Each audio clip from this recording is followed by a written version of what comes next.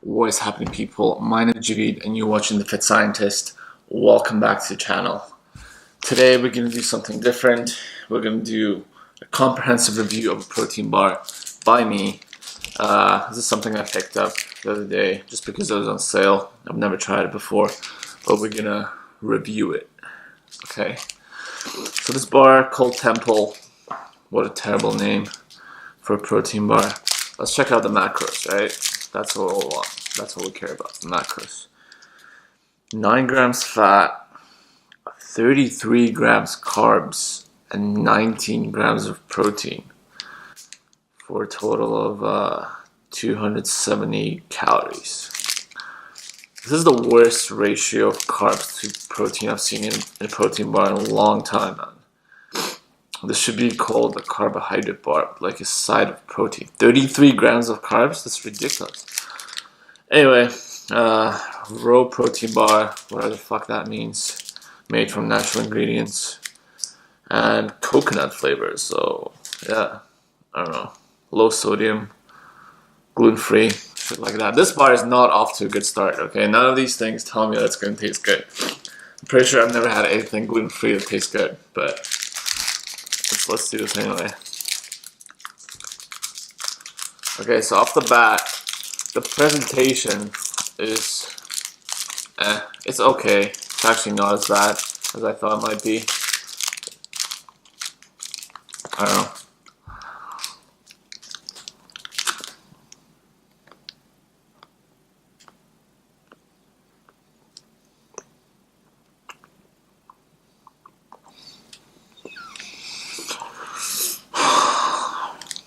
I'm just gonna give it a few bites here, maybe it's an acquired taste, who knows. Maybe I can acquire it in a few minutes to come. The consistency is just terrible. I'm having a hard time chewing this.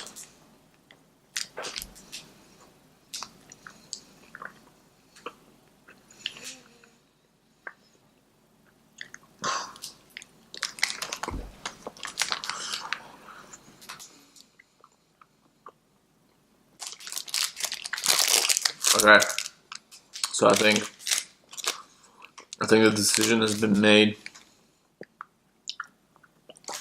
This is not good. Okay, I'm gonna say it's like 4 out of 10, and that's being generous. So, you know, given the terrible macros, this is a no for me. So, you know, take a good look at this, and if you ever see this, don't buy it. So right now I'm gonna make some real protein.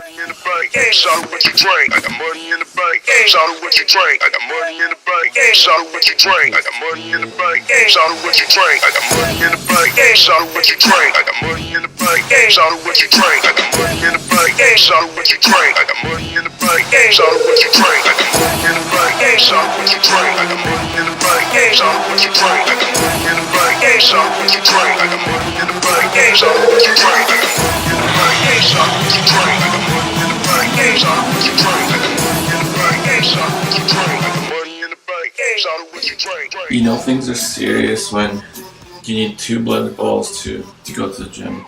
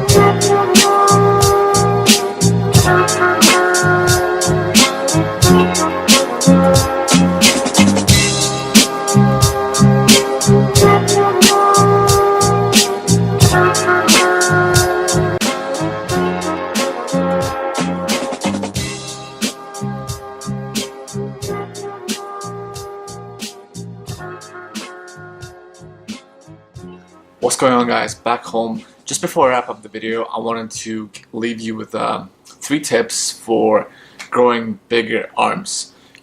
Today's video was focused on that arm workout, and I just want to kind of make it more informative and educational and just give you some quick tips that you can incorporate starting tomorrow into your workout split and make some serious gains. This is actually what I've been doing recently, and I've noticed good results, so maybe it'll help you as well. So, first things first, have a separate day just for training arms. This is not going to work for everybody, and for example, if you're only training 3 days a week, this is probably not ideal for you. You can't dedicate one of those days to arms, but if you're already training a lot, 5, 6, 7 days a week, then you definitely are able to dedicate one day to just arms, and I think it's important that you do. I hear some people say that you're going to use like your biceps in your back workouts and your triceps in your shoulder and chest workouts, and while that's true, I don't think that's enough volume and that's not focused enough. They're being used as secondary muscles in those workouts, so it's not going to get you do those like massive arms. That's just not enough. You need a separate day for that. So as you saw, what I do is just have one day where I'll train biceps and triceps, and it's mostly focused on supersets, even though that might have not been clear from that video, just because of the way I edited it. But that's important. It's a small muscle group, so you want to have a separate day, and that doesn't mean that you can't still hit them with like back with biceps and then chest with triceps. That's up to you. More volume, more growth. As long as you have days in between for rest, you should be good. So tip number 2, and I actually hear this quite a bit, and I think it works well. Focus on triceps. So triceps is a bigger muscle group. Obviously, triceps, has 3 heads, and biceps has 2 heads. So it's a bigger muscle group. It's going to be easier to grow. It's going to be easier to put on strength, and it's going to give your arms that bigger look because of it being a bigger muscle group, and you're going to be able to grow it quicker.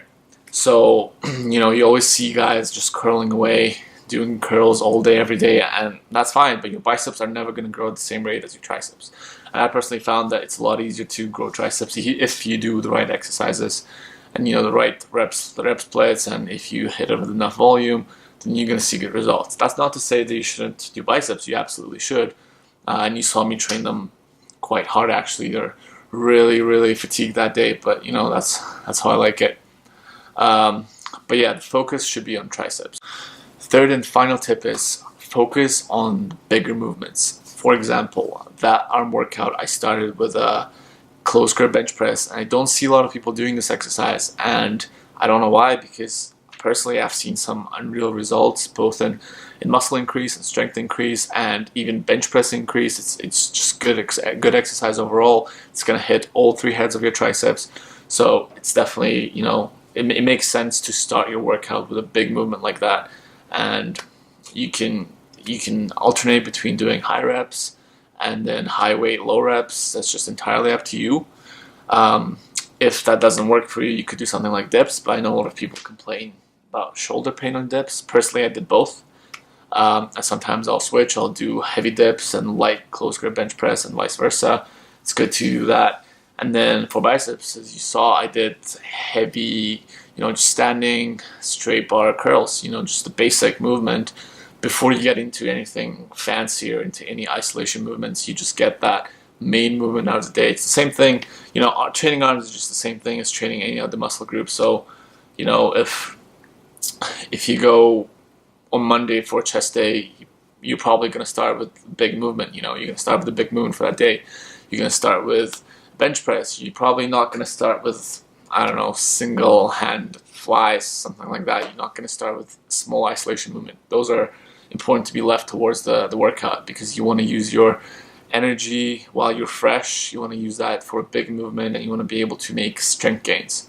And for arms, a lot of people prefer going light just for that pump, but I find lately that I've been training heavy. Well, heavy for myself. There's people that train heavier, but training heavy will get you those those gains that you're probably looking for, if you're looking for those gains. If not, then this video is probably not for you.